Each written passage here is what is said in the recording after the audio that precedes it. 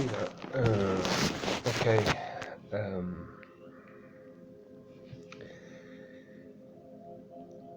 I'll make this video, and hopefully, if you're interested, you'll find it. I'll try not to make it too rambling. I wasn't sure what sort of subject to make it about, so what I kind of do is I write poetry. So I'm a poet. I'm originally from Anglesey. I've been living away from home for 15 years in England, so I'm nominally Welsh, but I live in England. It's not as bad as it seems. So I live in a part of England called Gloucestershire, and my name's Kai, so it's kind of tied to this land. Kai was an Arthurian, ancient British mythos character, and he rides something called the Severn Boar, and the boar is this tidal surge along the River Severn from Severn Estuary out into the Irish Sea, and it's a surge that goes the wrong way up the river.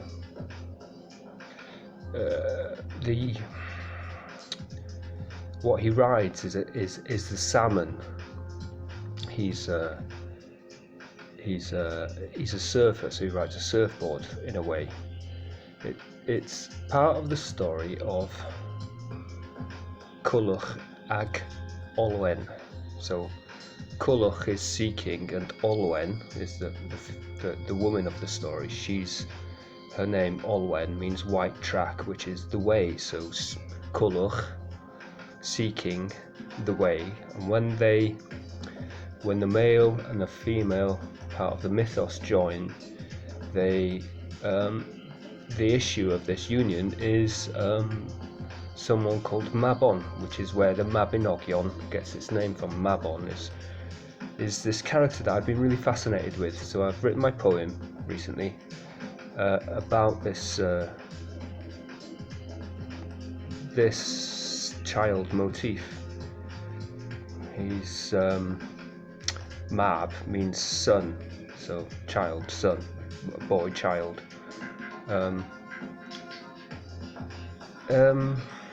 So anyway, I'll give you the poem, and I'll try and explain some of the things about what I've tried to cover in it. It's very simple, and it's called The Sorrowing Infant. So here it goes.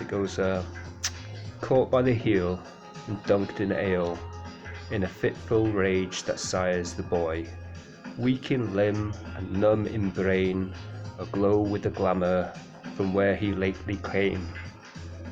Manly on the daisies dry, mazy high, charmed as the wind christened sky. And that's it. It's 6 lines. Sextet, really. These are some of the ideas that it tries to include. Well, it doesn't try, it does include, but I think you need a key to a lot of my poems to sort of demystify, or, I mean, it could mean something to you already, but here's what's in it anyway. So notes on it is Mab,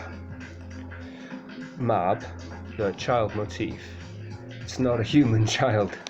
It's this thing called a homunculu, or homunculus, I think the English way of saying it is a homunculu. Sounds pretty coolo, you know?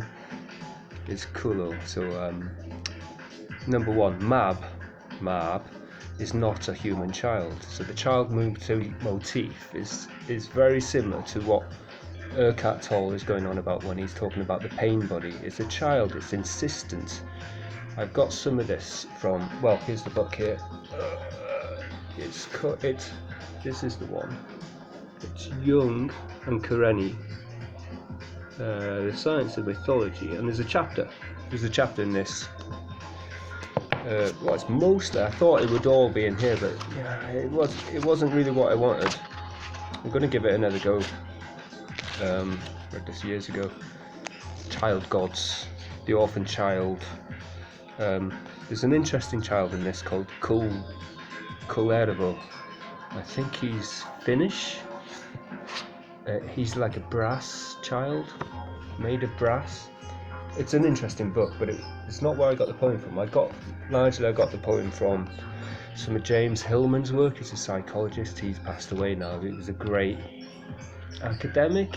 People slag academia off, but this guy and Esalen and all of that stuff, you know, Big Sur and that kind of thing, they were pretty on the money, man. So anyway, so this child, according to James Hillman, Mabon, is not a human child.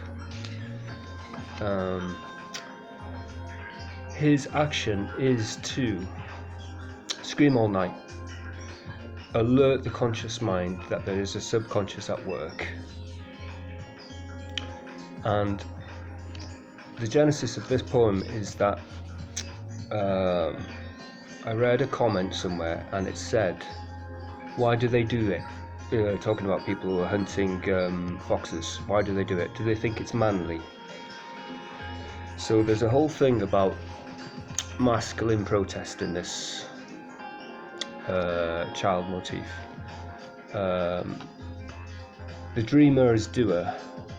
Guilt, worry, responsibility, though they may be corrective of neglect, nevertheless prevent the felt emotions, fright, loss, helplessness. Taken from the position of the responsible ego, we effectively drown out the cries. So the doer drowns out the cries of this child.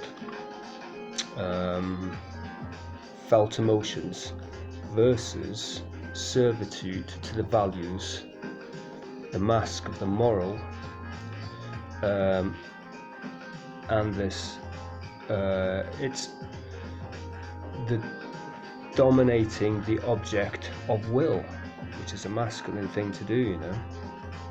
So manly on the days he's dry. So Blake has it that the soul is moist, and the idea is to dry that. It comes from a dry place, and it's to dry it out. The Son of Man is left hanging, basically. Do you know what I mean? He's left hanging out to dry, like, you know, that's what I'm saying.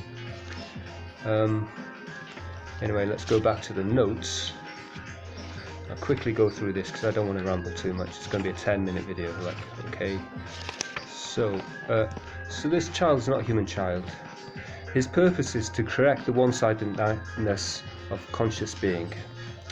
Hesiod says Eros, this is a child, is characterized by being weak in limb and numb of brain. And what is this numb of brain? It's a forgetfulness. And what is the forgetfulness of? It's forgetting that we lend validity to truth. So we forget that all truth is an illusion, that we forgot is an illusion. So in this, what happens is it goes from Eros screaming, his fitful rage, and then it's something about fathering the boy. So the boy becomes the father of the man, which is, you know, opposite way around as it should be. So manly on the days he's dry is everything that's coming from the realm of the imagination is what the child brings with it, and you have to father this. It ends with Eros being transformed into something called Logos, and this is achieved by a love union.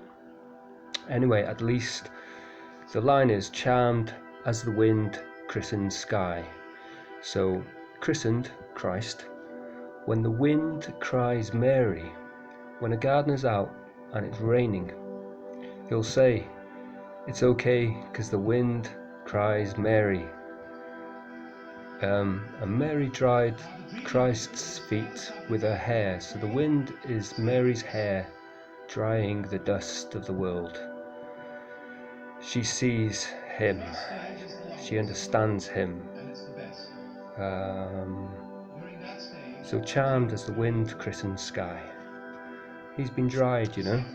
And there's my poem, The Sorrowing Infant. I hope you enjoyed, and I hope you find this. So anyway, I made it through the video, so take care. Bye.